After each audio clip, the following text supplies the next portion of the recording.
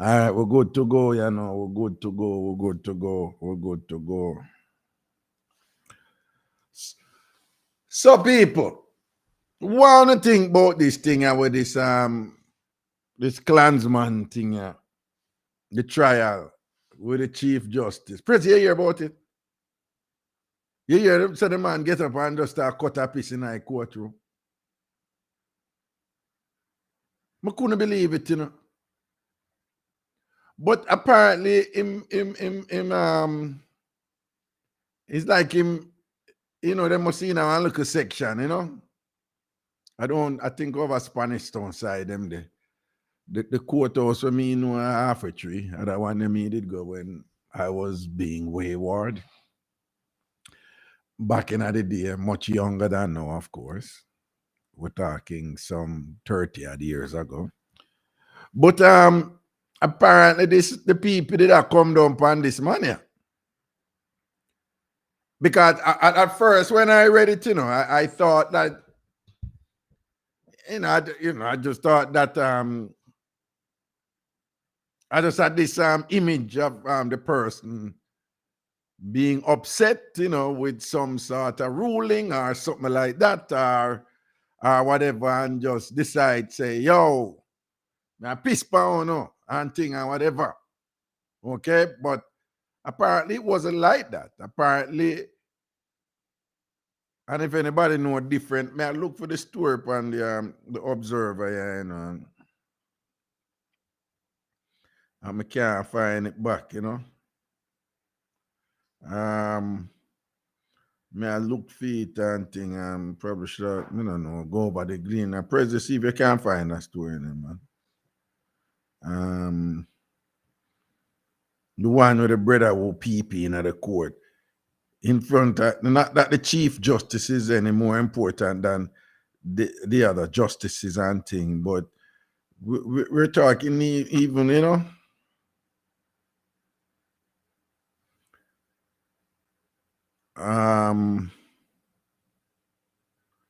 Me not see it, you know. I can't find it, you know.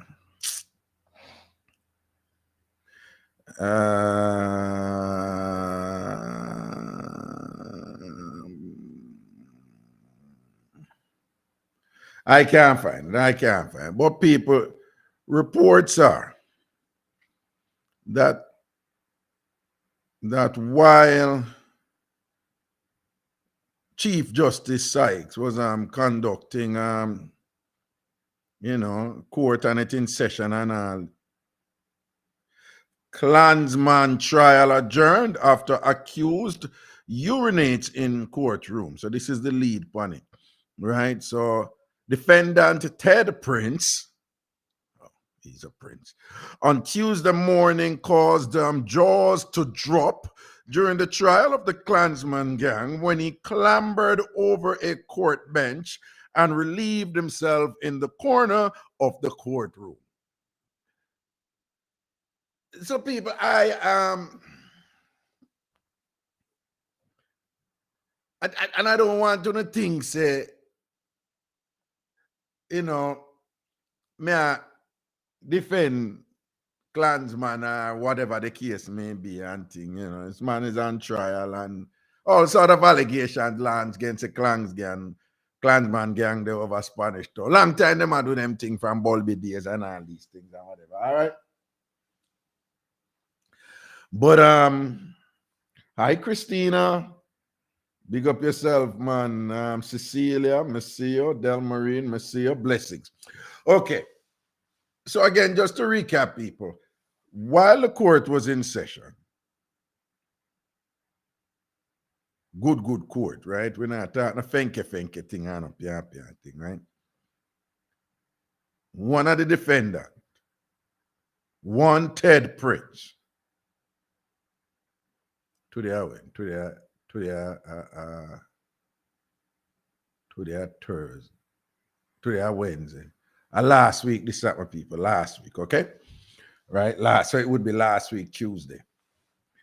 Him get up and the key thing here, clambered over a court bench and relieved himself in the corner of the courtroom.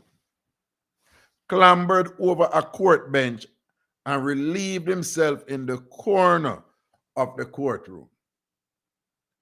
So while at once hearing this, it is absurd. It is absurd, and apparently the court had to be adjourned, and I can't. uh, uh, um, but just imagine the judge. I just imagine the judge just looking over and being like, "Am I seeing what I'm seeing? I mean, is there someone actually pissing in the court?" Boy, I can't bother. So I can just imagine the shock that Your Honor must have felt and seeing, and something like that, all sort of things must have run through and Justice Sykes said, people. Because remember, and here's the key thing, he's a chief judge. So he's the one responsible for all the judges. He's basically responsible for Jamaica's judiciary, right? Him are the judge of all judge. Him are the boss judge, top judge, right? So to the extent that there is some protocols, established and discipline and so forth, and customs and traditions established, and which you must respect the court and all these things and whatever. I wouldn't be surprised if all these things, all kind of thing run through him head like, what is going on here on my watch, Well, I don't know. I'm assuming that probably one of the things that run through his mind is, where have I fell short? What am I not doing right? What am I not understanding? How did this happen? How did we get here? A defendant can just what would have appeared to be cavalier, just get up and just, proceed it over to a corner of the courtroom and just start pissing at the corner. Yo! Now, I'm going to say something. Somebody said it happened Monday, February 27th. No, that is not what I'm reading here, This was from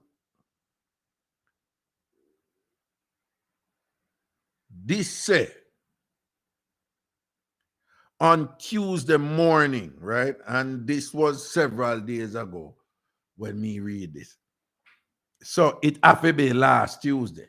Today or Wednesday. I know say on yesterday. So if a Tuesday and a yesterday Tuesday, or the Tuesday before. So it can be Monday the 27th. So Yvonne, you probably have that wrong. All right. It's got to be another time. Okay. So last week Tuesday, according to the Observer. Now, people, it's incredulous, it's shocking, it's unacceptable. It's unacceptable. I could just say it's unacceptable, right? And we're not just saying it is. I mean, we don't have to make a case for this. You can't just get up and start pee in a courtroom. That is not not right. That's not right. I wasn't there, so I don't know. So I don't know how quick he executed the act. But I'm wondering, given that they say he clambered over the bench, well, I'm making a mistake. Well, I am assuming that he was in jail and them just carry him go court. I don't know if he was on bail and him coming at the courtroom, walking off of the street, or he's in jail and him come court or whatever. But I'm wondering what the security apparatus was like in the court for him to have engaged in the conduct of clambering over a bench and did not, at that immediate moment, attract the attention of security personnel in the form of police who have to be in the court and thing and whatever. to move to him right away. If you clamber over a bench, if you climb over a bench while court is in session, while your honor is in there and whatever, something like that. I don't know if, the few times I go court and thing and whatever, and the many times I watch it on TV, as soon as somebody had something unusual, boop, you attract the attention of the police and the defense, and them rush to you and thing and whatever, because you're moving away where you're not supposed to move. Because inside the court, it's about order. Everything is pretty much choreographed, right? And even the lawyers, even the prosecution and the defendant, they too are limited somewhat in their movements and things. We're talking about court people, right? A court is procedure driven. It's procedure driven, right? Free will don't really then at the court that much. Everything is structured, and you go which way you go and which way you can walk and where you can say and whatever this and that. And then there's the whole security thing. So if it's a court, I deal with the clansman, right? I don't have to tell no Jamaica what clansman is, and clansman and clansman probably was throughout Jamaica's history, probably is the second most popular shall we say criminal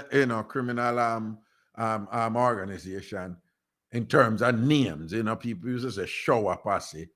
That was, I think, is the most popular throughout Jamaica's history. But then clansman, and you also have the one order over there. But if we had trial like that, you would think the security, is security was, balance upon thing or whatever. So may I say, if a man jump a clamber over the chair, and the police them not see him quick enough, and the security they not see him quick enough, and then after him clamber over the chair, how quick is it that him able to move to the corner? When him start take out him instrument, and when him reach over the corner and him start take out him instrument, oh, nobody no move to him this. How him reach a point where him get to start PP? Which corner of the court him could have gone to go start PP and whatever? Like, I wonder about them something like, but anyway. So I just want to be clear that what he did was wrong. Not only was it wrong, it's shocking, it's unacceptable, and we certainly should not have any behavior of that sort occurring. But that being said, while we're not excusing, the culpability that he should very much hold here, it seems to me that something happened, with him, where he made some effort to run over to the corner. So him climber over the bench, jump, him climb up and go over the bench. That means him never, because when me hear it, I think the man just get up and stand up and just start. Now that's the thing, person like him just get up and just start, give him an arc, I thought the man just get up and just kind of whip it out and just start, give him an arc. Well, hello there. This is what I think of your court, okay? This is what I think of all of you. And you bringing me here and charging me. Showers of blessing, shower. That is what I thought. I was just like, what? But then my ear said the man sit down and get up, jump over the bench, run go to a corner of the courtroom, and then in the corner, him start relieve himself. So again, he's wrong. He's wrong.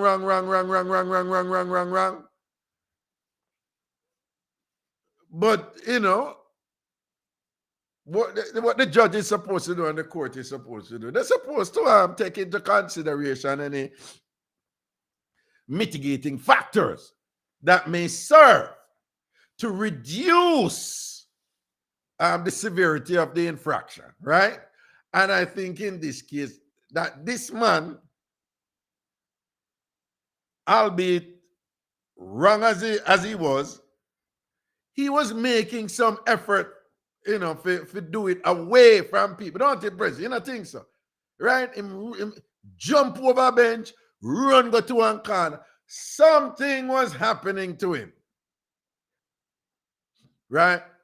And not, and the best explanation we can come up with is that simple. People are coming down upon him and him couldn't hold it. Right? Or well, and see somebody because see somebody address when me I got ask about you know. Because I'm gonna say, did this man give any indication at first saying want people? Right? Sivan is here saying he raised his hand to indicate that he needed to go. But before they could respond, he jumped up and urinated in the corner. I turned on that person. I don't know how young this man is, you know. And I don't know what condition his bladder is in. And I don't know if he's afflicted with any medical condition that renders him not fully in control of his urinary impulses. I don't know. But what I'm saying is, on the surface, when you hear this thing, it is so unconventional. It is so unheard of. And that is within reason, because we're talking Jamaica, where people regularly find bullfrog with padlock around their mouth. So when you're talking about absurdity in Jamaica's courts, and we're not short of that. We're not short of that, right? So one probably could argue that, well, that is not as crazy as some things that happen. But let's keep it real. Peeping in a courtroom is just, it's crazy, right? Right. We don't expect something like that to happen. But okay.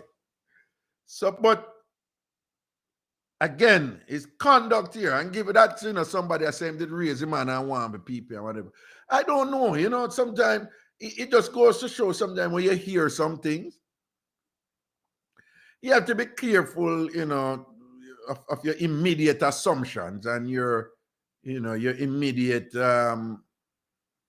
inclination to engage in condemnation of the respective actors involved or the parties involved and whatever, until they get the fullness of the thing. Because again, when I first heard it, I just assumed I'm gonna lie. I assumed something sensational. I assumed something, egregiously offensive, right? Given that it was a Klansman gang in court and thing being tried, I thought that some sentence was given and displeasure was that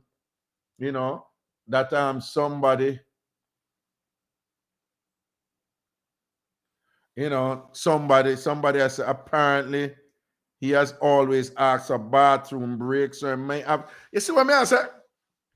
This man might have an issue, right? And usually when men advance in age, sometimes they don't have full control over them peeping, right? And not only men, women too. And some people have to wear, a lot of people you see out there, them up in them age and all these things. You're frightened if they're wearing depends on look at something diaper related type of things, them and thing, in order, because they can't hold their pee, right? And again, it's just, to me, it's just one of those things where when you first hear it, you're inclined to just start judging and concluding, and then judging and then condemning and thing, which is what I did, because I just thought it was atrocious. I was like, this is slackness, man, and whatever and thing, and I just saw the offender doing something sensational and ridiculous and incredulous and insulting to the court and thing. And then after a while, and I temper myself and I see a little detail, say, the man scampered over, a chair, a bench, and then ran to the corner and so something did that come down upon him. And to him, that was his best way of addressing the emergency he was facing. So again, we don't excuse the behavior, but after paying, after obtaining whatever explanation, that he would offer in terms of what preceded him executing that act and whatever. And if it is reasonable, you can reprimand him and tell him, so this, you just cannot do that. Even if you want to pee up yourself, I better you, well, he couldn't run out of the courtroom kind of me a shot and kill him, though. Yeah, because, you're tempted to say, no, man, run out of the courtroom, man. If you have a people, run, go outside, go peep. You're not peeping at the courtroom. Respect the court and respect the judge. You understand? But if he's the defendant, and again, I don't know if he was on bail and come off of the street, or if he was in jail and bail and jail. You realize there's just B and J different present. Bail and jail. I never thought of that. I wonder if that is significant. Anyway, that is that. Again, Klansman trial adjourned after accused urinates in courtroom. And that, somebody said, I would love to know the details. Was it disrespect on his part or the court? If he did so, could it be avoided on his part if he requested to use the restroom and was denied or untimely? Then it's the court that disrespected a citizen's right. We can all relate to that at some point in school, being denied by teachers. Sometimes we can hold it, sometimes we simply cannot. And before any trolls say I'm justifying his wrongs, stop and think. Turn down that no prison, man. Come on, man. And hope you never have to stand somewhere and piss your clothes. So yes, the details matter. I agree. And I must admit that again, on first hearing it, I was very judgmental. People, one time me I drive through Bronx. And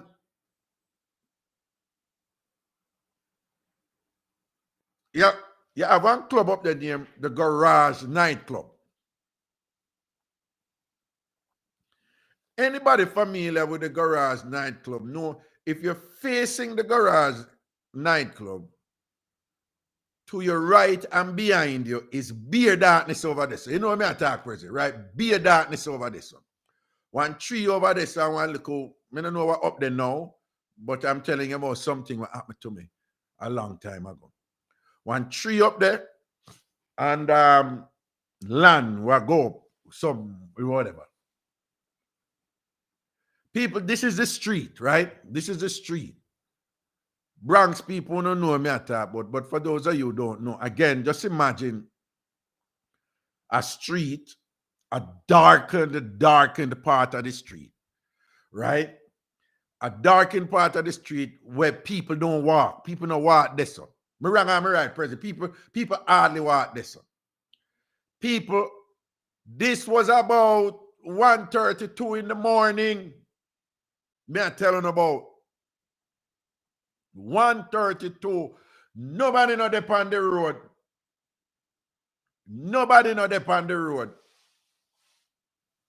Me a driver come down, people come down upon me. Right? Me did that thing, said try if you stop at one Burger King or one McDonald's and run go use the bathroom.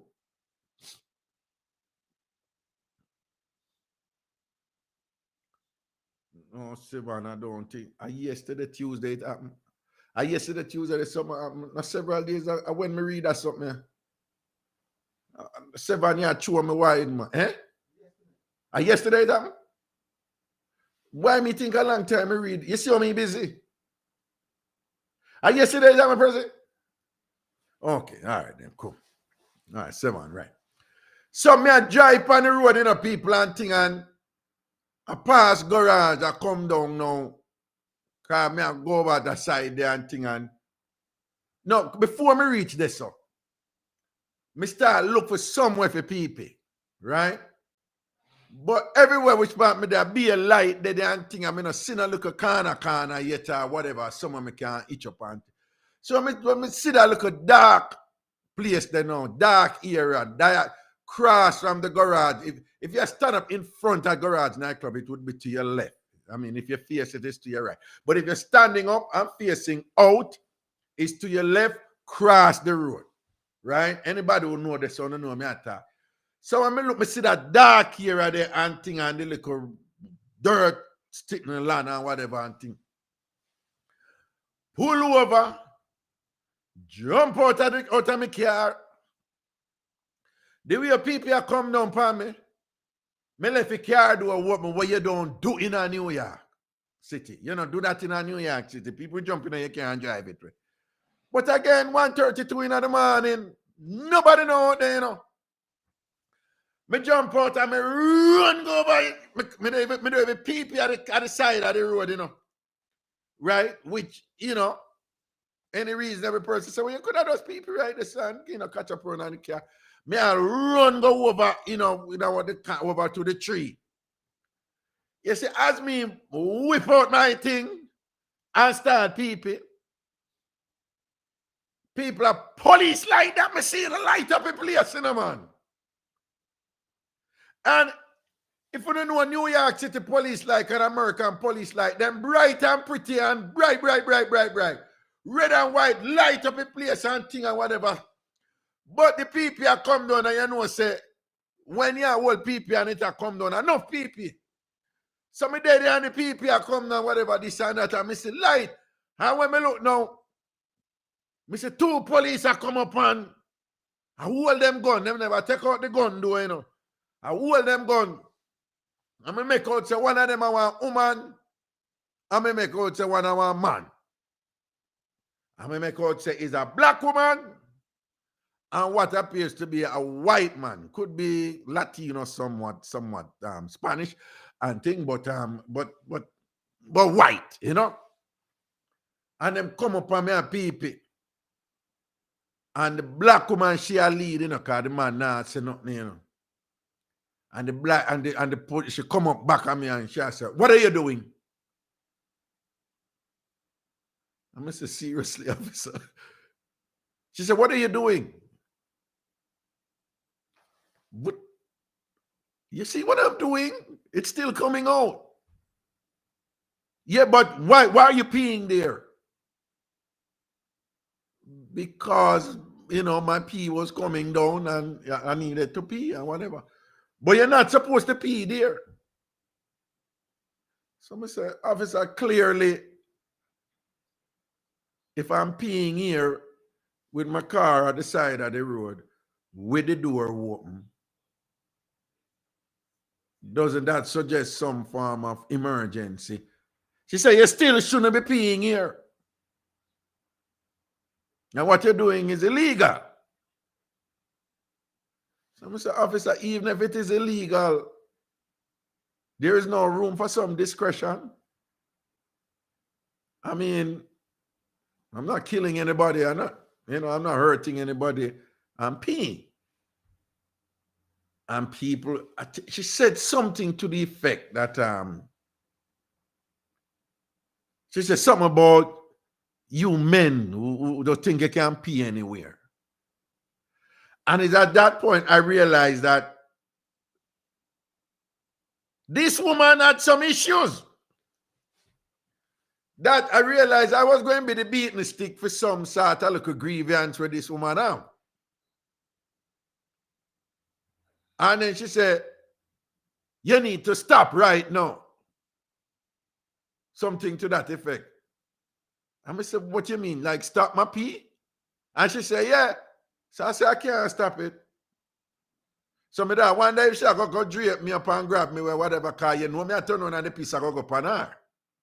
Because at that point I just thought that she was being so unreasonable. Right? And yeah. And at them time that you start think like, couldn't she be doing something more, more productive than come on, somebody who are pee someplace isolated and whatever. And I like say me a pee at somebody gate and me a people and whatever. Me they in a isolated dark corner half of the road against one tree, pan one dirt part of sitting when nothing not there, nobody, nobody, whatever this and that. People you know say the woman tell me say the woman back out a thing and whatever and I write and I ask her, she write me a ticket. At that time, me never know say you can't get ticket for PP, And the woman write up at so when she writes, so I say, you're gonna give me a ticket because my pee was coming down on me. And my run come over here, so. And she say, yeah. And she say back something, man. Like you men who think you can pee everywhere, and but you should do it in American something, and thing and whatever. And I turn to the man and I say, bro, seriously? You're not going to say anything as a man or whatever. You're not going to say anything and the man just quiet and thing because for them style, them a back them partner, Them a back them partner. Them have a role amongst themselves. Like, when them are getting in trouble, when them are beat black people and I kill them, we all know, like if you're not supposed to say anything when you say, your fellow officers committing conduct that is either criminal or borders on criminal or excessive or whatever the case may be. And him just hold him can and the woman give me a ticket. The woman give me a ticket for a PP or for go run go PP over there. So. Now, I know that you have women out there who them have this little grievance that somehow the way your society set up. Men are allowed and can pee anywhere they want. But society, do not accord the same privileges to women. And it's true. Unfortunately, if we out a road and we see a woman bend down on a people, people quick for cry shame her as a woman when she do this, so it's unladylike and it's not decent and whatever and so forth. Yet when we see man a piss all about the place, we just pass them and act like it's nothing. So it's true. Also, I must admit, if I go to a play or so or one of them things, I always sorry for woman. You go play or you go stadium or this and whatever. For some reason, the woman bathroom line them always longer. I always say that were I to be the leader of a government or a municipality or something like that, I would explore the possibility of establishing some decree where there's supposed to be, whenever people, building facilities that is going to house, a significant amount of people, stadiums, big church, whatever. That we have the female bathroom be outnumber the men bathroom by a minimum of 2 to 1, and that whoever is building the facility they should endure the cost of doing so, because I can't tell you how many times I go like play. I've been to some Broadway play. I've been to all kind of functions, stadium and thing or whatever. And how many times I say, woman, I go through it, man. President, I see something that when the woman them go through it, it's a long line, the woman them have to beer, Right? Somebody I said back in the day, Lady K's kitchen and thing or whatever. Yeah, so the woman them always have to go through so a long line for wait for people and all them something and I don't know why it's always longer for woman. I don't but woman people more than man. President said no. But why the woman them line always long and like whatever? Me not understand it. Because you can't say before them coming, because everybody coming in at the same time for watch a play pretty much. So the people, what them want people, for example, if they want to play, must have come about by the time them figure by intermission. So them look at things are always curious to me. So I'm thinking that everybody is on the same timeline. But why woman people line always longer? Or is it that men people quicker than women? At that, well, whoop it out. People quick and quick. Watch what Anna we're out. Well, woman have to do a whole heap of something and thing will make it take long. That's possible because, for example, if a woman is at that time of the month or whatever, peeping is not as simple and quick for her. We can imagine and so forth. So I don't know, probably something like that. But it has always been curious to me. But I always say, woman, I go through it. And when time they want pee and them a dance and I shake them foot and all them something. It's not a nice feeling. It's not a nice feeling. It's not a nice feeling. So we put all of them something together in a context of what happened with Mr. Man in a courtroom and thing and whatever. And I don't know. I wouldn't be surprised if that man have some sort of situation, young as he may be, because I think he's a younger man, and think that resulted in him behaving the way that he did. But those would be like some, like an explanation that you could take into consideration. But it's still a bad thing when somebody is peeing inside of a courtroom. That is unacceptable and so forth. All right, we're gonna take a break and we'll come back with it. What is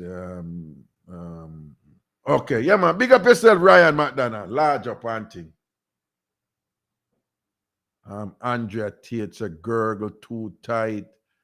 I know that some of the woman them go powder them face and thing and whatever. But them not powder them face in the toilet, So why the line? Why?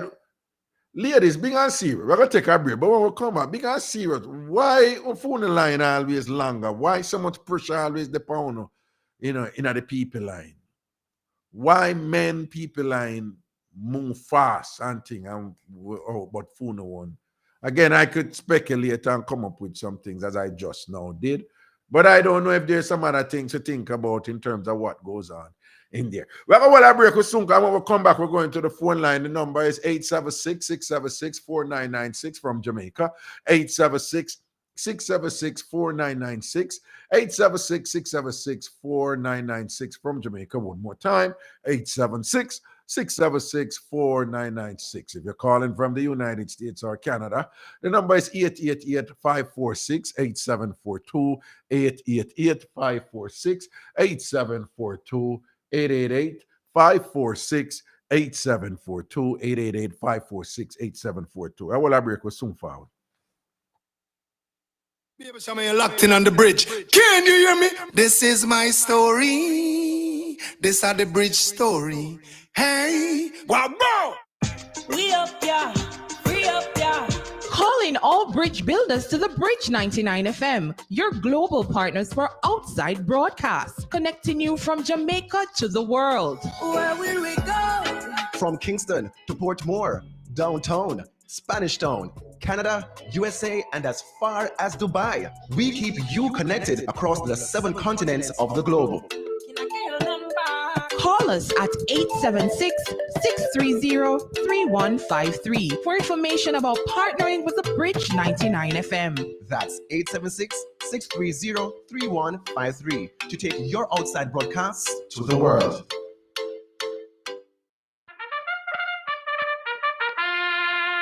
They're off. The Bridge 99 FM is on track, bringing you horse racing from King Manus Park this and every Saturday and Sunday. It's a groundbreaking partnership with Supreme Ventures Racing and Entertainment Limited and the Big Bridge 99 FM for gripping sport of Kings races to you everywhere. Simulcasting on Irie Jam Radio in New York. Up to 20 races on Saturdays and Sundays from 11:30 a.m. through 6 p.m. It's horsepower from your favorite thoroughbreds head-to-head for victory. All this plus mad music mixes. Sometimes some of them are rally back. Only on the Bridge 99 FM to the world. So anytime you're passing on Garden Town Road, remember to check out the MDs that are flags and Jamaican items also are here, key rings and necklaces and pendants. See?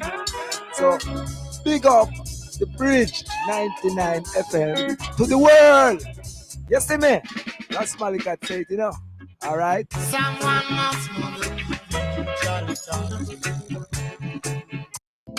You ever hungry and all you want is a bowl of some rich Jamaican soup? You pot that bubble, you take off the cover, and the flavor just lick you. What a lovely situation. Yeah, man. With Caribbean Dream Soup Mix, we make sure you get the authentic Jamaican flavor. Chicken noodle, cock soup, pumpkin, and the new flavors, fish, vegetable, and lamb goat. Caribbean Dream Soup Mix. Flavor you want, flavor you get. Distributed by Amalgamated Distributors Limited.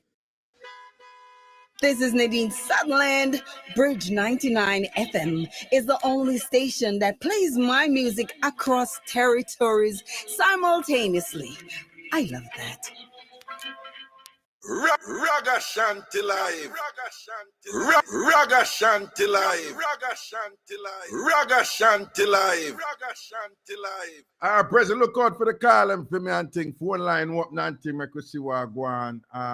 Richie Richards, hi from New York. Big up yourself. Michelle Woods, what go on? What go on? Long time, you know, find you got to look struggling over Twitch, then we not hear from you. All right, good night, Carla. What go on?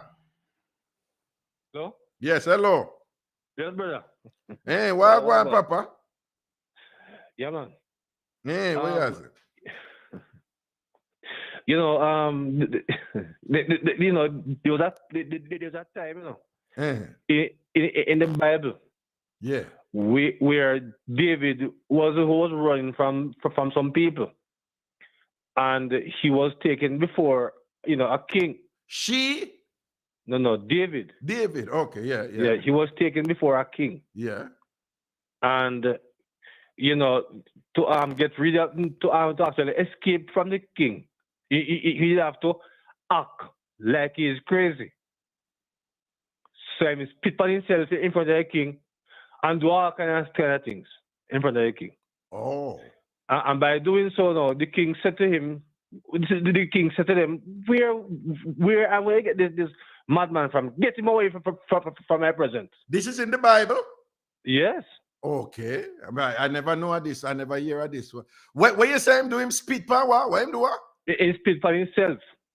Well, this is the revered David, like David. That's the same man. Good up, proper, top man David. He was the king at the time. Oh. Right? So he was the king at that time. And, you know, he was brought before, you know, dangerous king in those times. Mm-hmm. And, you know, he you know, when he was presented before the king, he spit at himself and do all kind of things on himself. You know, actually, I never hear about this story yet in the Bible. I never hear about it. Well, it is there. Okay. So there are many times people will use psychology and you know to get certain point across.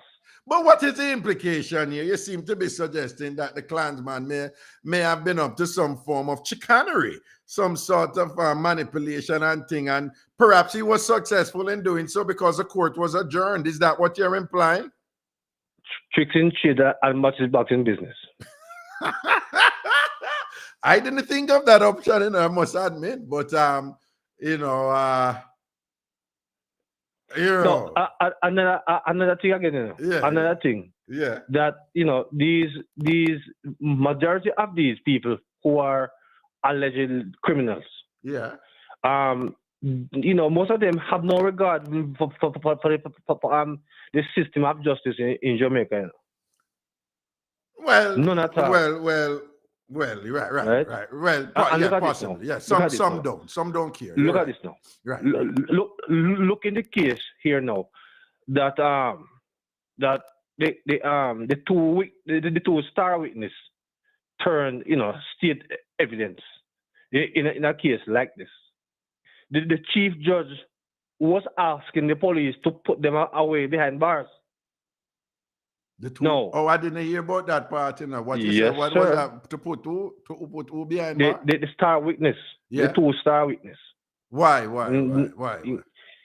Remember now, according to the things that we know, that it take a ninja to kill a ninja, right? You never explain nothing to me, just even confound it some more, so I'm complicated. Why did the judge? As I was saying to you, did the judge ever put them in a prison, or the judge was considering? No, the judge asked the police why these two men who didn't bring before him as star witness, because these two men were alleged members of the gang, right? And they're the one who would then say turn star witness, right? And the chief judge was saying that why was not these guys charged? Remember, no. I understand that, but I find it interesting because it is not unusual that in order to prosecute the case successfully, you have to get to get the big fish, you have to get the smaller fish them for turn. And then in order to get them for turn and to provide the necessary information and the testimony that will convict, the bigger person, the thing, you have to give them some concessions, and those that's why, and those concessions, they can range from the highest being immunity, where they're not prosecuted at all, exactly, to a lesser sentence or so. But usually judges defer to the prosecution to exercise their discretion in that regard. So if you're saying that the judge had reached a point where the judge said, yes, no, but them at 2 years should have locked up, it sounds like yes, the judge may have made some determination. The judge, hold on. The judge may have made some determination that these two, I don't know, that they were so not bad credible, that they should not credible. Not credible. Okay. Yeah. Okay. I'm not aware of that part of it. Right. Because and that is why I use the analogy of it's only a ninja could kill a ninja. Because you see, a person like me in a way don't know the runnings of these organizations. I could never become witness against these people. What you're saying is not unusual. It is very, very common that a member of the criminal enterprise have to exactly. Yes. So I'm still unsure. I would have to know more the details here, because the only thing I would think is that they're either the acts that they would have committed, or what they would have admitted to, could have been so egregious and so terrible or horrific that the judge would give rise to the judge saying, "Are you sure you want to not prosecute these two?" But I don't know the details of what happened. All right. There was another incident with a particular one of them in the thing there, where according to the judge, because the police said a particular gun that brought into the court, the police say that gun fired. Hold on. We're getting into the weeds now of the case, and you and I could end up discussing the case, which will have unless already hold on. Yeah. Unless it have something, you and I could end up discussing the case, and for everybody listening, it's boring. If you follow what I won't bother. Yeah, because we're getting deeper and deeper in the case now. But generally though, generally, for the most part, it's only persons who are a part of this kind of organization can actually bring it down. I mean, the person from the outside who have no idea of the inquest, how the running of this operation goes. They don't have no idea. They No, have no but clue. hold on. But again, I said that is standard. That is a no-brainer Right. when it comes to these things. That is standard. Yeah. What the intriguing thing that you have said so far is that this could have been a ploy on the part of the one who PP in the courtroom, who got pissed in that courtroom. I never thought of that because again the matter was adjourned. And then him get some time. I don't know. You could, I mean, talk about a stalling tactic. If you want to get some things in place first before some deliberations are made that would probably not fall to your favor. You need some more time or whatever, and you're now in court and you want the court to stop because you need some more time. What better way to stop the court than to just piss inside of it? It's hilarious. God, it's hilarious. All right. Easter coming up. Oh, your Easter still come up now. Well, when it come. But the other point was you were on the issue of the PP issue. Because I was caught in a similar situation like that some years ago. In Jamaica? Yeah. So they do that in Jamaica? They do that in Jamaica? A female was a part of it too. Who was the person? Was a part of it. Yeah, but she was a part of it. But was she leading? Was she the agitator? Yes. When I was through, the police said, why did I pee there? And I got a ticket. You get a ticket in Jamaica for peeing someplace? Yes. But where were you peeing? Was it on the side of a church? No, sir. Oh, where were you peeing? Well, it was in that era which was a very it's an awful place. It wasn't any nice, clean, decent place. It was an awful place. It never smelled proper. So, so some things say, well, all right, now let's do a thing there, so it's really good anyway. Okay. And to my surprise, when I was finished, they were waiting on me. And like you, where they never really stop. They never stop you, but at least they were waiting on me. They were waiting on you when you finished. Yes, we have finished. Yes. Okay. Well, yes, they came up behind me, and I was still going when they came up. At least they did not do me that.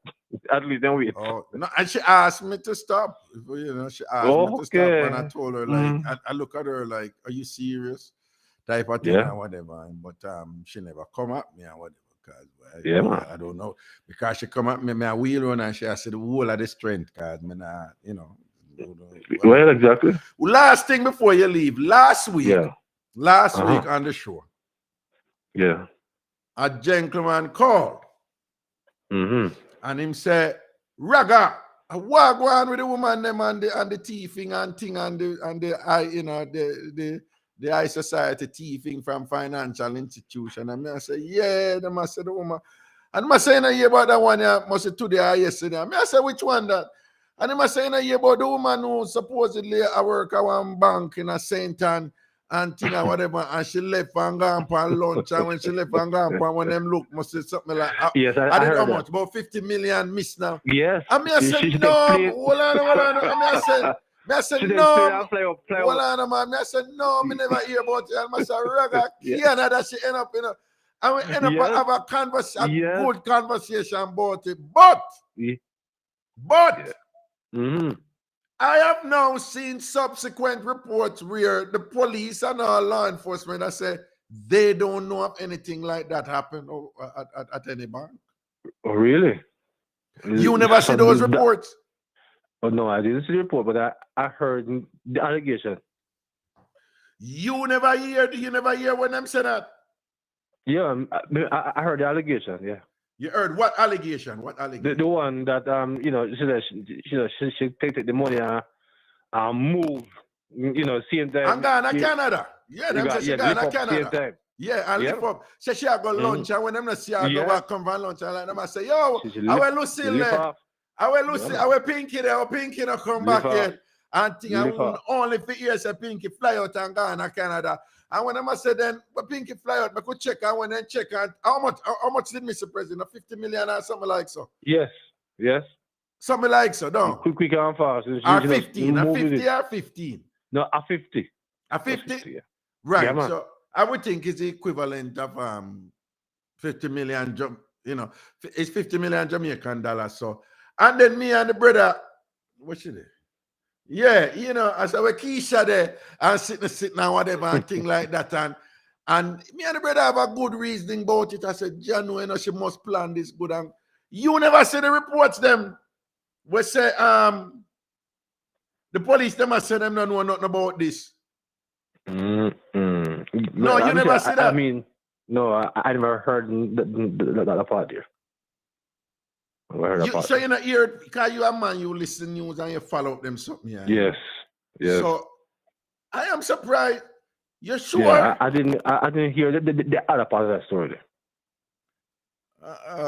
No, me I look for it because I see it, man. Yo, somebody who hear about the other part of the story there, because I look for say if some additional thing I come out. I mean, not seen an additional thing I come out. So me I wonder what one. Yeah. Right, me I wonder what one. Something in a something.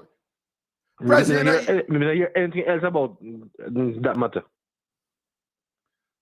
Jesus. Wait the man. I'm sure me did screenshot it in my phone or something, man. And thing and whatever. But more than anybody who know about them additional part or something that give me a link and tell me what is being reported in Jamaica about this. Wagwan, this 1 a year, what is what, whatever. Cause something in a something. Because 35 million. Somebody did this is where somebody had converted it. No, man, a $35 million. And 35 million? I thought it was 50. Wait. It's 35 million. Yeah. Yeah, so somebody said a new story came out to debunk the theft from, and I thought it was 35 million because we did do the calculation and we came out to around 226,000 US dollars. Canadian. Well, no, we had converted to US. Okay. And whatever, because the Canadian dollar is not doing too well right now against the US. Yeah. But I just want to finally say that, wow, the security in our country these days are coming under massive attack. Yeah. Massive attack. And all that, our security guards have become very complacent. They have become very comfortable on the job. Aha! Hold on, see it here. Yeah. Nationwide news report. No reports of employee bank theft in St. Anne, says the police. Head of the St. Anne Police, Senior Superintendent Dwight Powell, says he has no report about a bank employee stealing $35 million from a financial institution in the parish. Now, what is going on here? But we know now. We know that as long as it is not 12 billion Jamaican dollars. I mean, these things can be easily covered. What you're saying? What you're saying? As long as it is not 12 billion Jamaican dollar, and Usain Bolt is not involved, then most of these things will actually be put under cover because it is not going to be good for the financial institution if these things come out public, especially over the last few months there have been so much of this going on. So so the bank will hold it down. Perhaps that could be a possibility. All right. Last thing before you go. Yes, sir. I'm going to ask you something because you are. What do we call? Like we have the national anthem. What we call the song? We say, "I pledge." Oh, the national pledge. It's a national pledge. Yeah. You know it? Not too good, you know. You don't know it. Not too good. You don't know it. You don't know it. Try and sing it. Try and sing it. But I wouldn't buy Don't. Just try and sing it. Do your best. Well, my wife says she know it. Come on, Mama, just leave it. Well, on, try, man. Try. Oh, hold on. Go again. You can't. I want to do the first. Me do the first line, and you sing the rest. I pledge my heart forever. She said to serve with humble pride. Right, go on. Yes. And the next line. Master, what's the next line? All right, well, bring your wife on. Bring on your wife. All right, she said, must come on. Come. You should remember it either. You should remember that part. It's bad, that's true. What is going on here? Why? Because I see this song, I sing some pitney, and then somebody put that big caption. I bet you some Jamaican still don't know the words, right? And the operative word there is still, And I say, so them damn right. Because I know it, but when I listen to pitney, them sing it and thing, and I hear some line, I say, but I know some easy.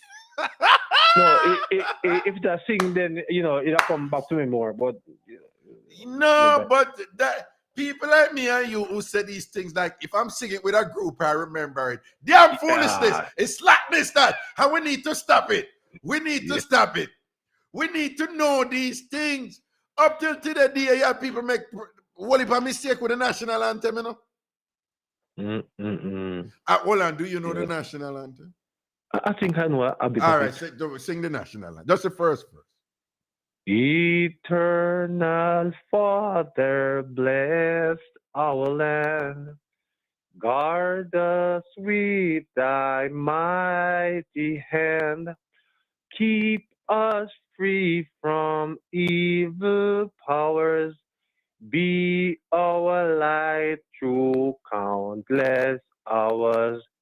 To our leaders, great defenders, grant true wisdom from above. Justice, truth be ours forever, Jamaica, land we love. Jamaica, boom. Jamaica, boom. Jamaica, land we love. Yeah, you redeem yourself. You know what the second verse? Teach us truth, respect for all. Wait, stop right there, sir. It's teach us truth. Teach us through respect for all, right? Yeah. Go on. No. Whitney, stay on tight. Go on. Teach us. Go on again. Yeah. Teach us truth, respect for all. Stir response to duty's call. Strengthen us, the weak to cherish. What is that? Give us vision, lest we perish. Well, that is vision and wisdom. Go on. Yeah, go on. Knowledge, no. Go on. Thou knowledge. Yeah, go on. We are the Britney, why not stay out tight? Go on. No. Knowledge. Britney, stay out tight. Tell Britney said she be turn out tight. She's not hearing. She not hear me. Let's come. Knowledge. Go on, say knowledge send us. Well, look at Oh, you don't know the rest side? No, you don't know the rest. No, knowledge send us. Go from this. I go get knowledge send us.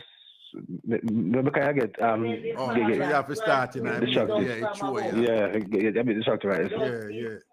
All forever Jamaica land love. Okay, no, you redeem yourself because you say eternal Father bless her and guard. Yes. You know what people say guide, right? Guide. Yeah, I know. You know what people say guide, right? If it donkey years, a guide me say, you know. I know. And when me get big, somebody come right and say, you know, Mr. Stewart, it's really guard, you know, it's not guide. You know? And I was like, what are you talking about? I've been saying guide, Mr. Stewart, it's guard, you know. And then I want next one where light. Somewhere you say light and people other say guide. One next part of it and sit there. Yeah. A lot of people don't know, but this one, I pledge my heart forever to serve with humble pride this shining homeland ever, so long as earth abide. I pledge my love this island to come. She wrong this song. She wrong. Tell her she wrong. It's here wrong. Yes, I hear you. Yeah. It's she said what she said. I pledge my heart this island. What she said after that, right? That's so wrong after that. Tell her me I hear her and she wrong. She wrong. Anyway, big up yourself, you know. We're gonna see what I go on and think. Thanks for the exchange here. Okay. All right, then. Thanks here. Big up yourself, Mark. Cool. Yeah, man. So people, may I look on the thing and may I listen and at the end, the part where them, so I'm going to play it out on my phone, right in my microphone, and thing. All right. I'm telling you. Don't tell any lie.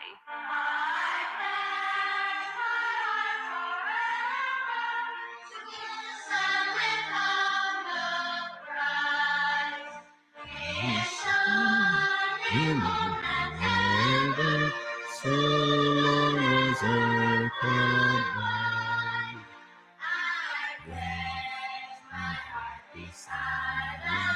as God,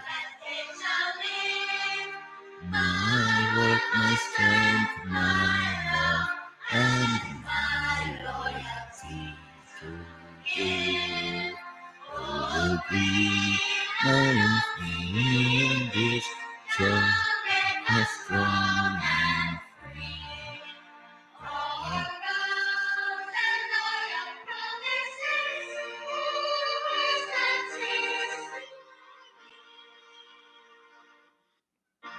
Well on. O heartland, 'tis to thee. O Jamaicans, on the tell the truth. Only they know I said the last line is, O heartland, 'tis to thee. Only tell the truth where God love and shame the devil. Tell the truth where God love and shame the devil. No found and never. President, you don't know the mess up.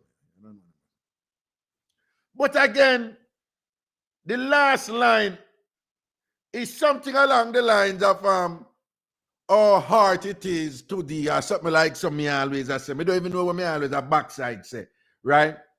And think Cheryl Bless say no, Del Marine say yes. Del Marine lie, see? You too lie, man. You never know. Nothing.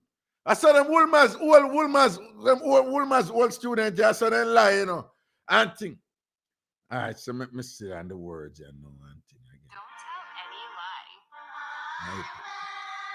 My heart forever to serve with humble pride. The shining homeland ever, so long as earth abide. I pledge my heart this island as gold and faith shall live. My work, my strength, my love, and my loyalty to give. Oh, be my love in this Jamaica strong and free. and loyal promises. Oh, Heartland taste. People, the last line there. Oh, Heartland tis to thee, right? I did not that oh Heartland and the tis. I wasn't there. May I admit it? I wasn't there. And me know say more sound never did it either. So Delmarine Post board. Me know that from Providence Primary Gway.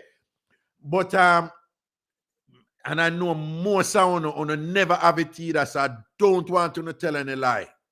I don't want to tell any lie. Okay. All right, people. Well, stop. People, this thing I know, back to this thing I know with it. If you don't notice me in my winter coat, it get warm in here and I come here, it was kind of chilly. It was on the chilly side.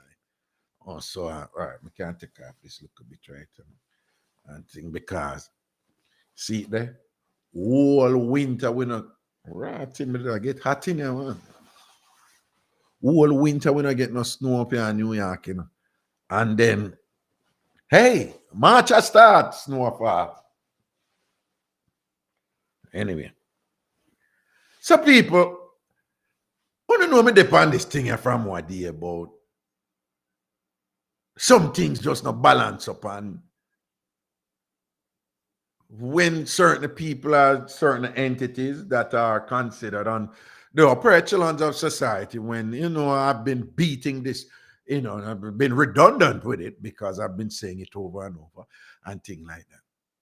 So again, last week, this gentleman called and him say, Raga, you know, hear about the woman who thief money from this bank of St. Thomas. I said, no, I don't hear nothing about it. Yes, Raga. I said, no, man, I never hear nothing about it. Yes, Raga, it's in the news, it report the woman work at the bank and then she left and said she go lunch. And when she go for lunch, she not come back. And when she not come back, them say like, oh, Keisha not come back. That is a makeup name. That's a makeup name, right? So like them I say, oh, Keisha not come back. And when them I say, then oh, Keisha just gone. So and I don't know if this was before they allegedly found the missing money or after. But on inquiring about Keisha, either before them allegedly recognize the money missing or after, them find out that Keisha they are Canada. So when Keisha left for lunch, Keisha come work, act like she go work the day, and then left for lunch, and then Keisha left for lunch, Keisha reach Canada. They must check flight records or so and so, and find that Keisha cut. And then either before them find out about her in Canada or after, them went and checked, and Keisha them said them see her leave with a bag. And allegations are that Keisha cut with 35 pack.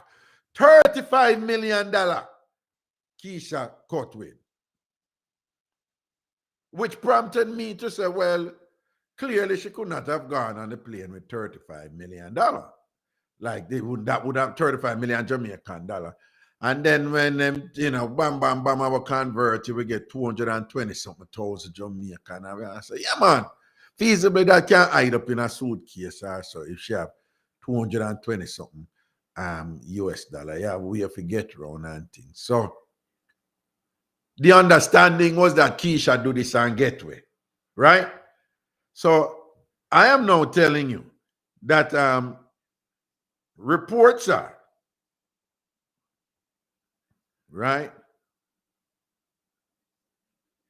Reports are that the St. Anne police, again, they're stating unequivocally no reports of employee bank theft in St. Anne.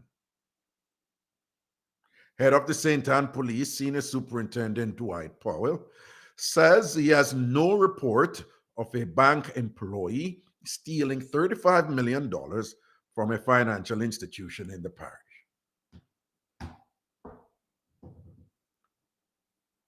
So, the obvious question then, what led to major news entities, media houses reporting that such was the case? What led to that?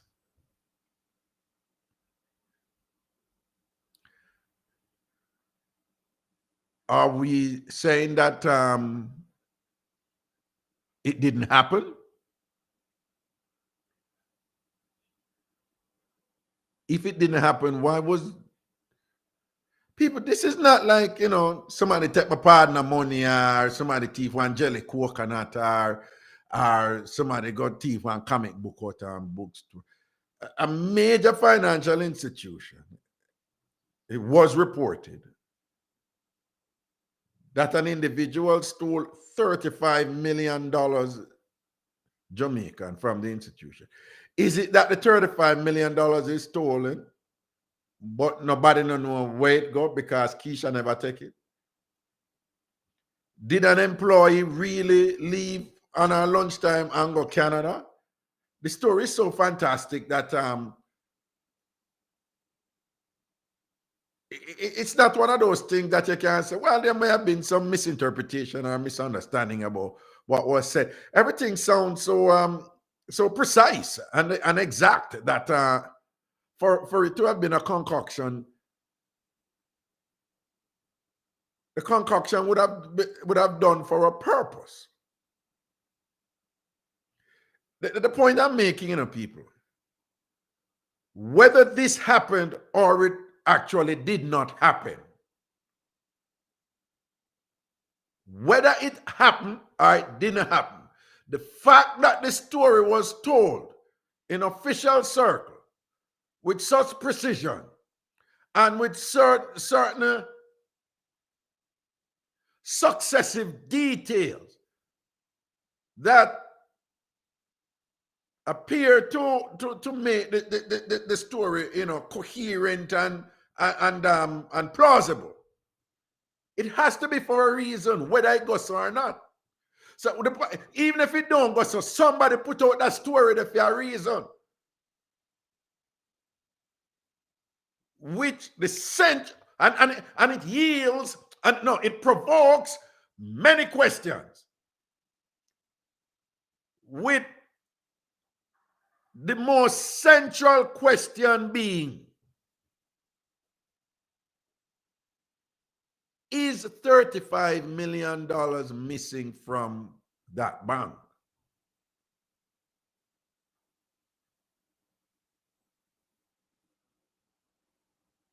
And it would appear that there is we're again on a trajectory for this to just kind of die out and just kind of get wispy into the wind, and we don't hear about it anymore. But is $35 million missing, right? If the $35 million missing, then who take it?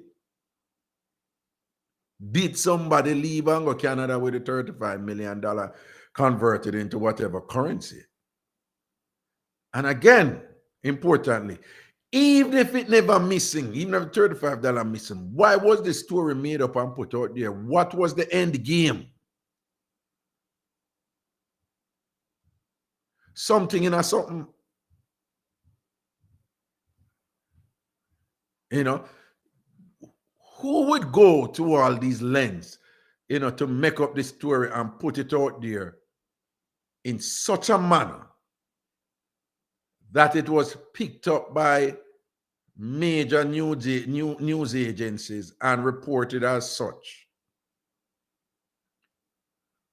That was done for a reason. Something was being attempted or something that happened or whatever.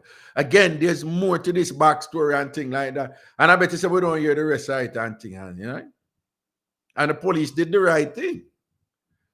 Did the right thing. I'm sure people were calling the police and asking for follow-up and things like that.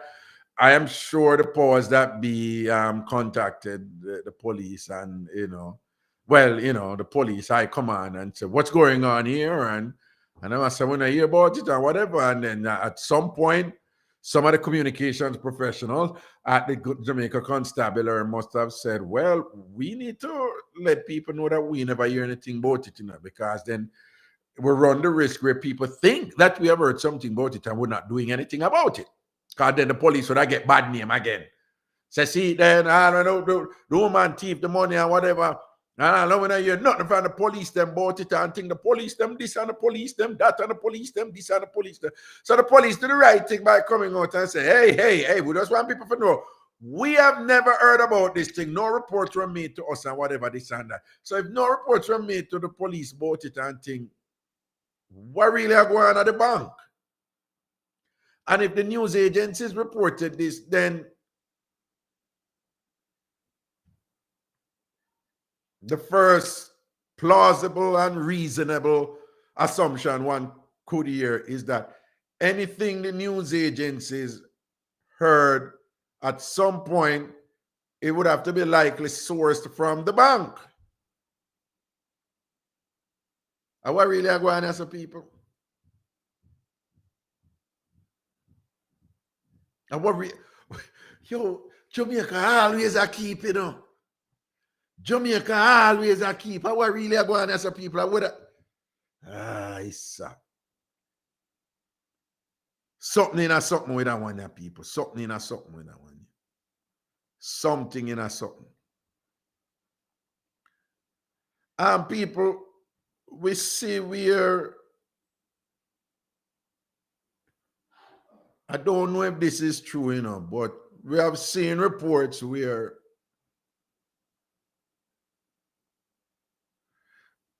supposedly, I don't even know what to make of this one, We're supposedly a motorist with the new traffic law. I don't know if you hear about that one, Prezi.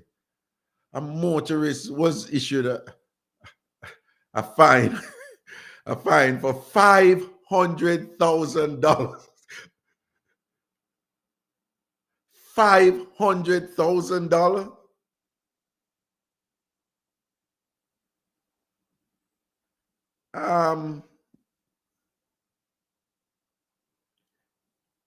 And apparently this was shown. This is in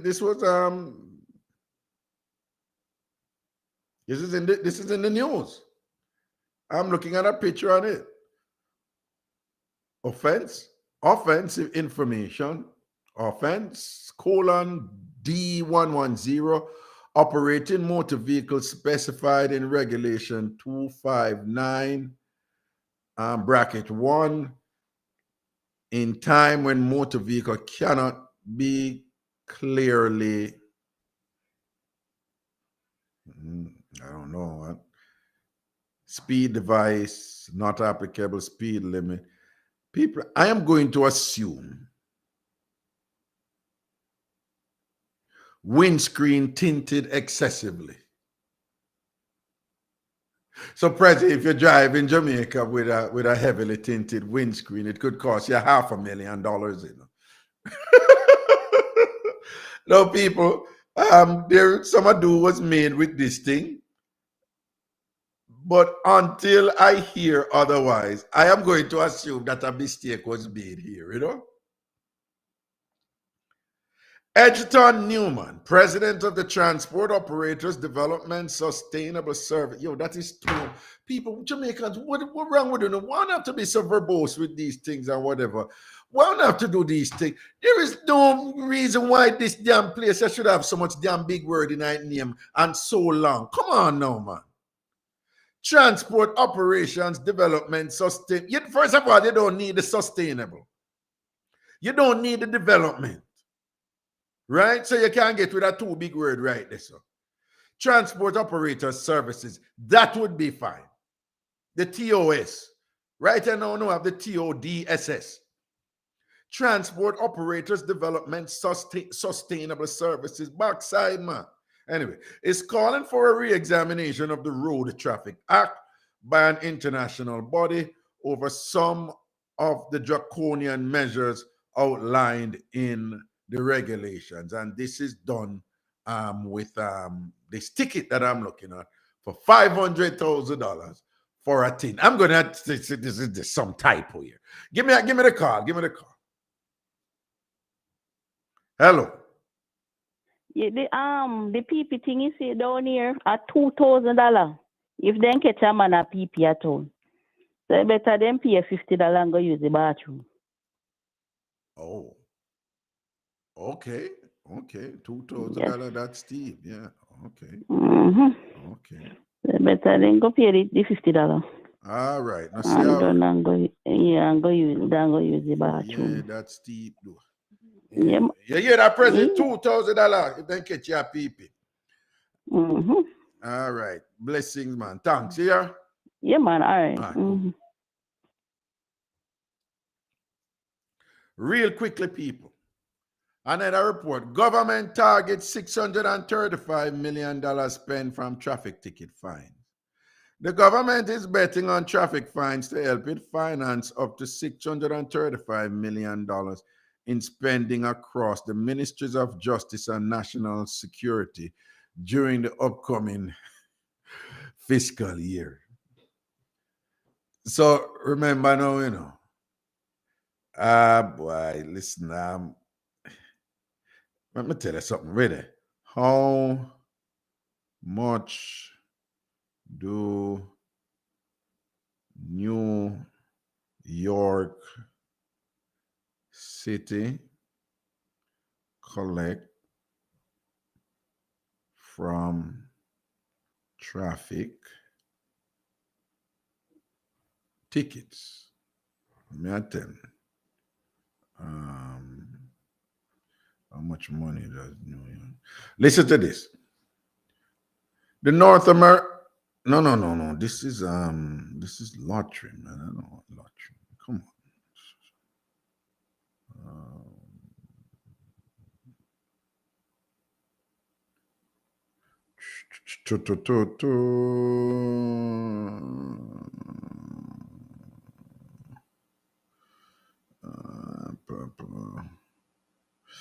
I don't see it, man. But over like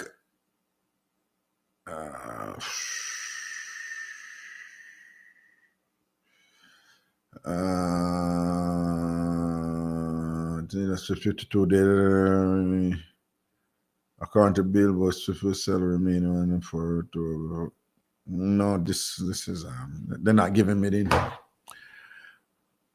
But people, I think Jamaica is joining some other. Give me that call, President. Hello. Yeah, Yeah. I was on the subway once, and I couldn't hold the people. I'm going to go to the farthest corner. Yeah. And go to rain at the thing. And a female officer roll up on me and say, spread your legs back against the wall. You know what's a raga? I'll know me just turn around and say, Irie, honestly, I turn around and say, just write me a ticket, Because me not going to argue with you. Because me have to do what me have to do. And you know, say, when me zip up, me and I go and talk about 10, 15 minutes go on a religion, and she don't give me the ticket for urination. She give me a ticket, say, me step into an unauthorized area. So that ticket, me just go down there. It's like you see a police tape, and you step over into the tape area or whatever. So when you go down there, you tell the judge, you just throw it out. She never end up giving me the ticket to urination. So it happened to me too. You know what I mean? So when you were peeping and you turn around, did she see the strength? No. We never turn around that way if you disrespect her or because you see me the turn on that way there, then she'd have come more aggressive, because then that seemed like me I disrespect her per se. Right. But all I did to her was back against hand, because she said, spread your legs and back against the wall. I saw her hand against the wall, hand on the wall and spread your legs. So I said, for what? I'm not a criminal. This is just write me a ticket. Right. And then she calmed down. I mean, I did that talk. End up a talk, I mean, like flirt with her, and she doesn't say, I think I get a ticket, but I'm not going to get a ticket, but she just give me for stepping into the unauthorized area or whatever. So, you know, you get what I'm going. Let's say myself, though, Raga. Not say a word, man, but this was in the subway station, though, don't it? Yeah, man. But you know, Raga, me love your show, me love you as a brethren, but me know why you take this as, you know, you can take criticism. But me feel a little too when I get. You go too far in the topic instead of we get some work all. I mean, I want you to rush me or nothing. We don't got to tell you how we feel. Maybe I just my little feeling that. All right. And just so you know, there's a reason behind it. Yeah. Okay. And there is a very, very you don't know, right? But at least may I hold the show. All right. But there's a reason behind it. Okay. There's there's a lot going on the back end that I have no control over. All right, take it. All right. Well, and the next thing pertaining to the lady at the bank, I agree with you. There's something kind of fishy in our sense. Something kind of fishy. Because she just go on lunch. Yeah. Go on lunch and just walk with 30 million or whatever. There's something. And in this instance, what does fishy mean? Yeah, it look like a smoke screen. It look like some chair that play. Something happened there. Some genius. You know, look like there's something not adding up to what they're saying about 35 million. All right then, and I concur. All right. Yeah, man. So me agree with you. Bless up your. All right then, cool. Yep. Yep. So people. New York City does it. A lot of other municipalities, cities, metropolises, the government, they do it, and I find it interesting. They would construct their budgets, right? And with budget, you allocate how much money you're going to spend on what. And when you look on the budget, you have these line item, things that you can look on and say whatever. And I find it interesting that these companies, well, not companies, these government entities, they will budget hundreds of millions of dollars, and billions of dollars from fines they're going to get from people committing infractions in order to service certain things under the budget and thing, right?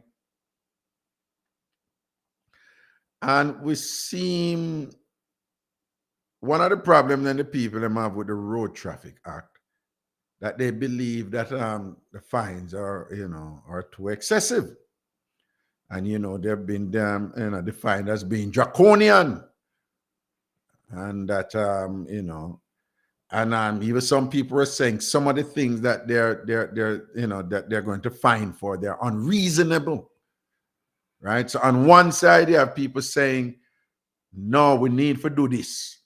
Because you see, accident on road, young man them a speed and 5 man dead. Right? So the speeding is a problem, and the indiscipline in the road is a problem.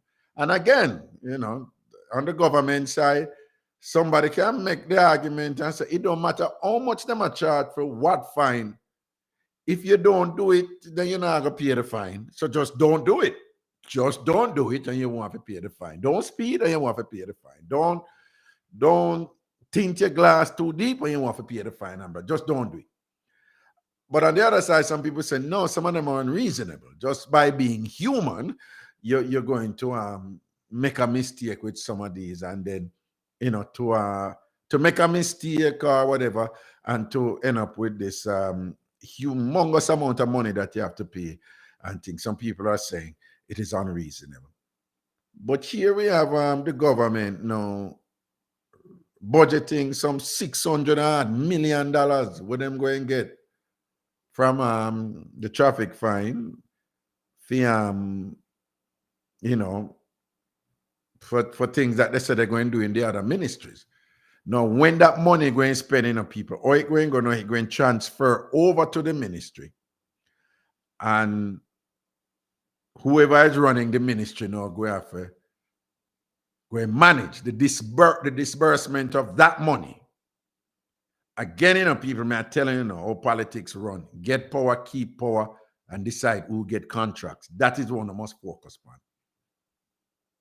Right? Get power, how them get power, how them keep power, and who get the contracts. Because it's in the contracting, whether PNP or JLP, whether PNP or JLP, whether PNP or JLP, whether PNP or JLP.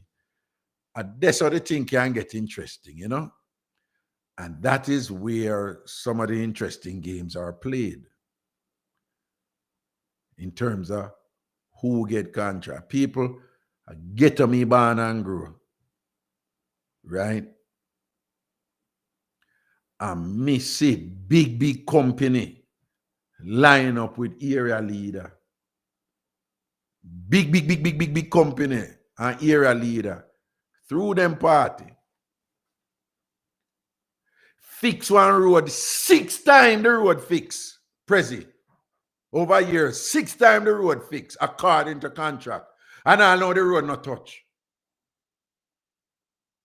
But technically, according to the contract, them not do nothing wrong. People out on the road and all them something there in a Prezi. And people are, you know, money and run and thing and whatever. But I know the road don't fix. 6 times contract go for that road there, though. And you know about it? It's brag them, I brag about it too. And I say, yo, our government in a power, Ray. Some of us I say, it no matter who in a power, you know. Some of us I say, that traffic money, you know, you see the reports are, yo, we are going to use the traffic money and we are going to send it to the ministry and a ministry and a ministry. And when them send it to the ministry now, who run the ministry, under the guidance of for them supervisor too and so forth, they will disperse that money. And there's supposed to be protocols in place that should secure the integrity of the process, you know, to make sure the money spent on where it say it's for spent on. But as me I tell you, this is the game I get interesting. So what all this come down to? The Traffic Act, the new Traffic Act, based on our calculations and whatever, it's going to bring in billions more dollars, you know, potentially annually. Hundreds of millions of dollars it going to bring in. And remember, 1,000 million is a billion. So 1,000 million is a billion. You know, the government has a 635. There's a $635 million that answer. So a whole heap of money are going to come in now. And that money, people going on it. It's going on what they refer to as a consolidated fund. And them are going on it and decide where that money going to go. So I just want to think about that. Just understand that. The new Road Traffic Act, it's going to bring in billions of dollars.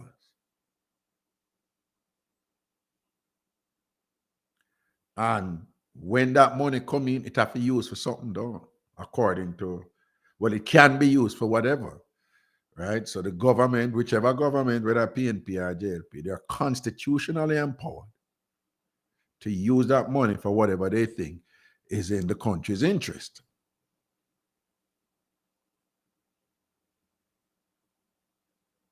And so them are going to say the money I go to the ministry, the money I go to the ministry, the money I go to the ministry, right? And within that context, right? Within that context, Clovis cartoon from March 1st in the Jamaica Observer show you a man in a suit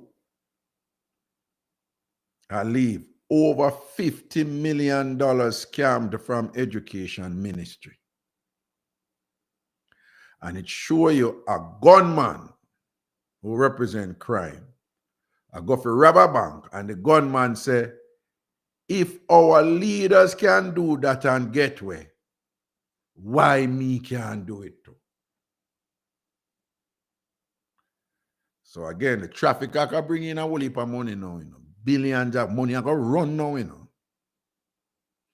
When the traffic thing, the emphasis should be on preventing the infractions from yielding all that money. That is where the emphasis should be. Preventing the infractions, which would not, lead to the money.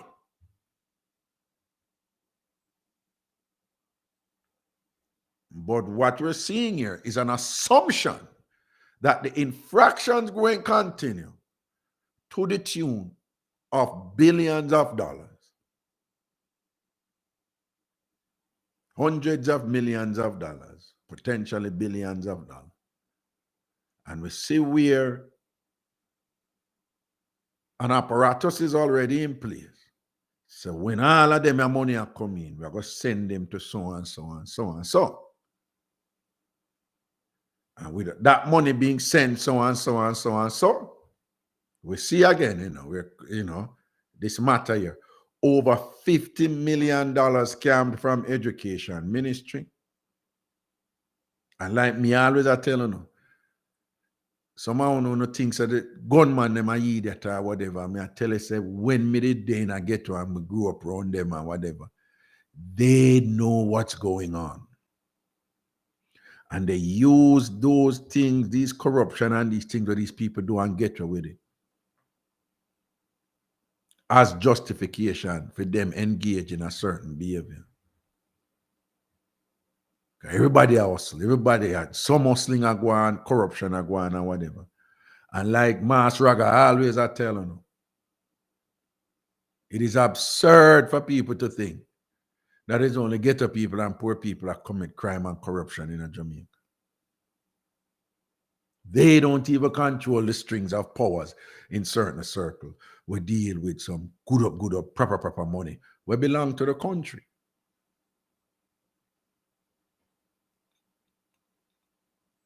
We still have to take break, President. We don't have to take no break.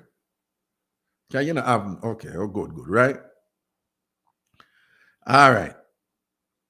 People now, you remember when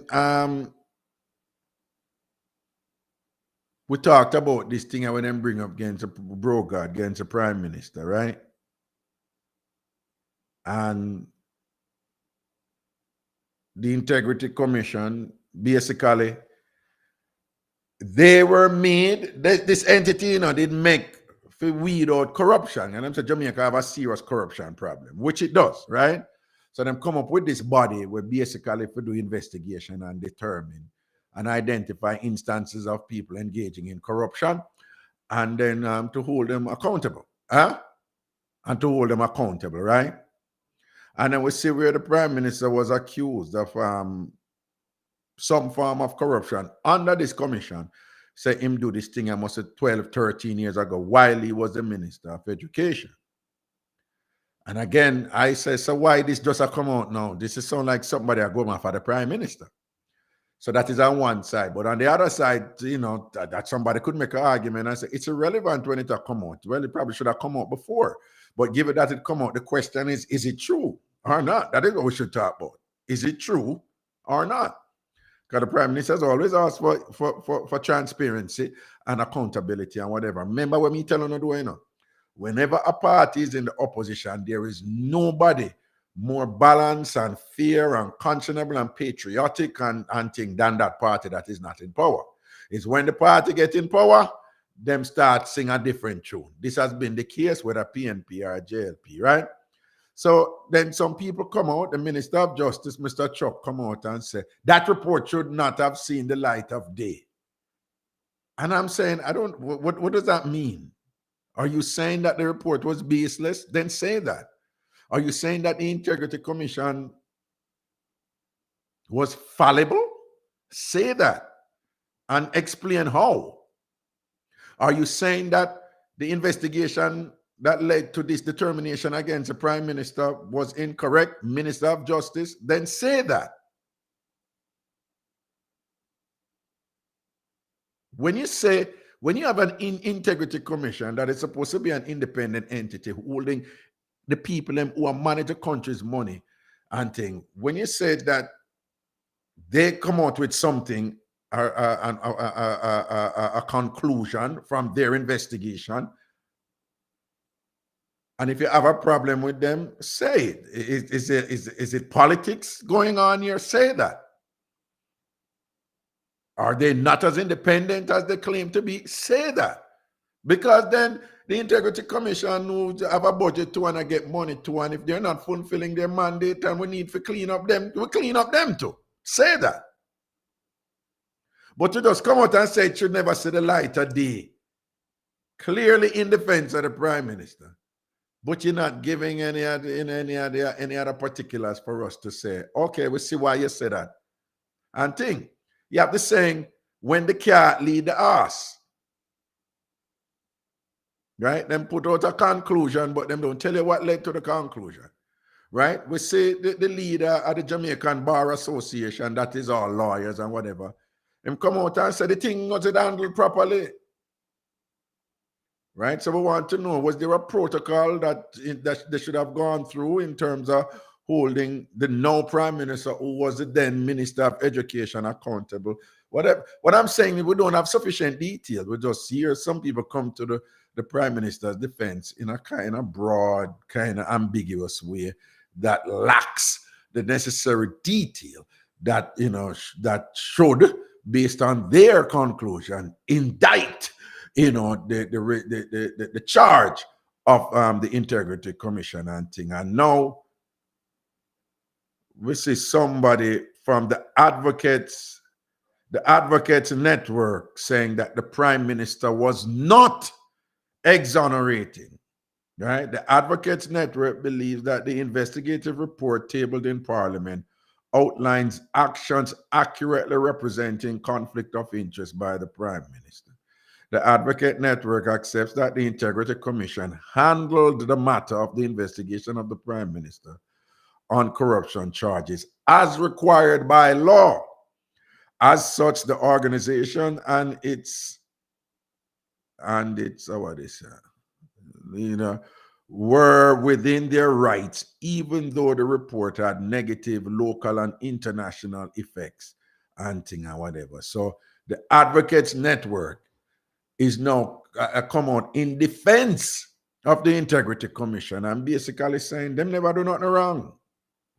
That them investigation and whatever rightly led to what they're saying about the Prime Minister.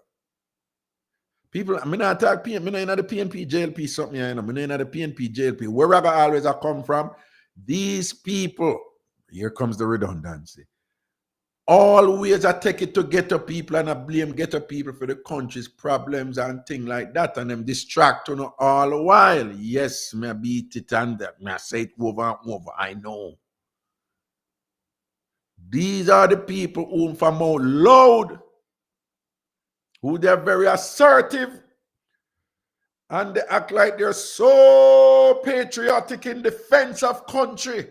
When them attack weak feds people, when them attack the young lady from Digicel, when them attack the little taxi man there, when them attack the man who jump the fence and pick it aki and end up in a jail. Discipline is discipline. Small things matter. We have to start from somewhere. When them attack dancehall, when them attack the youth to say big up on the B-clad self at the graduation, when them attack the music, when them attack this and that, there's nobody more patriotic and vociferous and aggressive in their defense of country and discipline, and we need to eliminate disorder and all this stuff and whatever. Nobody more allowed like them and this and that. But when them something happens, you see the games that we are playing when it's up on another level, where the stakes are higher, where the country really lose something to the tune of hundreds of millions of dollars, thousands of millions of dollars, billions of dollars. Only hear them loud mouth people that run up them mouth same. No.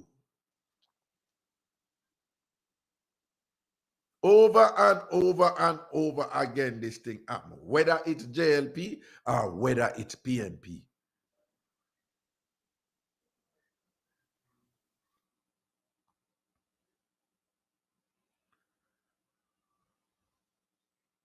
All right.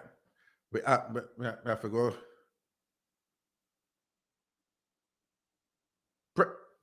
What time? Okay, we run out of time, people, and thing. I run out of time, so that's all the thing then. People want to know what you are going and thing and whatever, yeah. And at some point, me I tell you now, me I predict this. You see, all the money that we have to come in from them traffic ticket there, at some point, nobody now gonna really know where the money they go. Me I predict that. At some point, it is going to be unclear where all of the money they are go, how much it is, or where it go, or whatever. At some point, we're not going to know.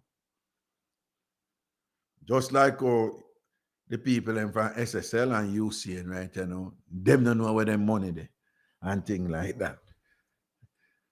Right? But no, man. I get up people that cause all that problem at Jamaica and all these things. People big up on yourself next week, Wednesday, we're there again and thing. All right. Blessings and protection, safety out the road, all these things and whatever. And thing. Beard and swap up 2 times and all them something there. And take care of you and yours. Be safe out there, watching the head back and all these things and whatever. For people with free up, do remember that I'll be late for free up this Friday. I have an exam from 9 until 2. And that is in Manhattan, and it's going to take me a while to get over. So free up may start this Friday somewhere around 3 to 4, and it will not be for long, okay? All right, take care of yourself, people. Protection and strength. Out the road. Wait, somebody said... Sometimes love is sweet. Sometimes love is peace. But these days love is wicked. Sometimes love is sweet. Sometimes love is peace. But these days love is wicked. Sometimes love is joy. Sometimes love is peace, but these days love is weekend. Sometimes love is peace, sometimes love is strength, but these days love is weekend. Yo.